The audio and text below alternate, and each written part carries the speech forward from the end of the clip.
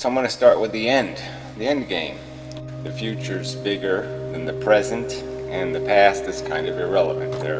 Can't do much for them, can't fix the past. So all we can work with is today and tomorrow. So it's very good to do things that prevent suffering tomorrow. And that's where we get to the end game. We're addicted to life, we're born into an addiction. We're never really going to be satisfied.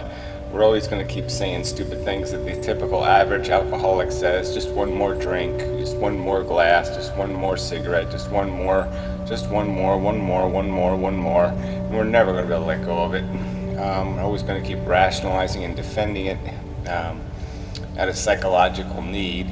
But if we're honest, have a real truthful and honest discussion about this crap is, yeah, to get what we want is silly shit. We'll be pleased if for these stupid, kind of cheap and insignificant glories that we're after.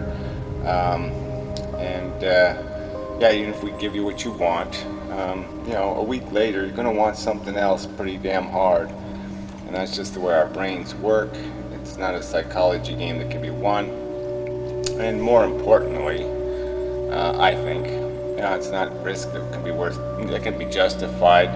Just the fact that life is an imposition, that we have complete control over its existence, and it's time to engineer a graceful ending to the game, a graceful exit for life itself, because it is DNA out of control. It isn't doing anything beautiful or graceful or wonderful. There's just nothing except our addictions that make any of this make sense. If we weren't addicted, we would be able to see it so clear, so obviously, how idiotic it is. It's just a psychological game that we're caught up in. We've done it billions of times. It's all the same. There's no point in doing it over and over and over. The truth is if we gave you a profile of the average life that's going to be lived tomorrow in the future, let's say 30 years from now or 40 years from now, if I gave you a drawing of that human and I told you I gave you the statistics of how it's going to live and what it's going to live on and how long it's going to live and what experiences it's going to go through, you wouldn't choose to live the life.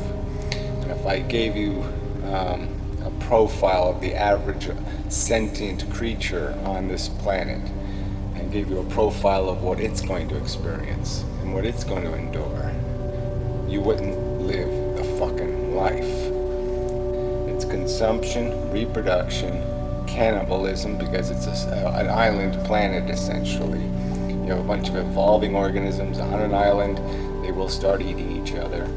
And addiction. So once you got to a sentient creature, you had this motivational mechanism of just an incessant and unyielding desire and want. And it will not be satisfied in any kind of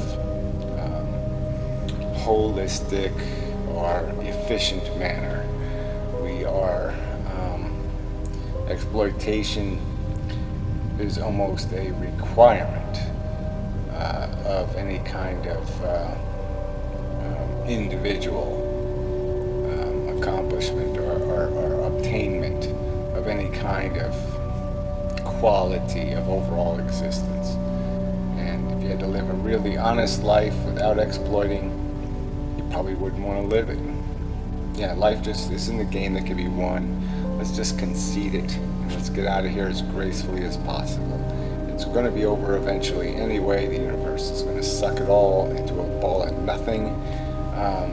It's all going to be gone. Every little tiny piece of it is going to be gone. There's going to be left nothing behind. There's no fingerprints, no signs, no tombstones, nothing. It's all going to be erased anyway. So give it up. It's only a sick addiction that keeps it going.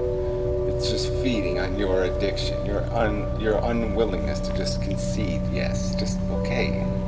Stop. Don't make more of it. It doesn't take a huge amount of courage to say those simple words.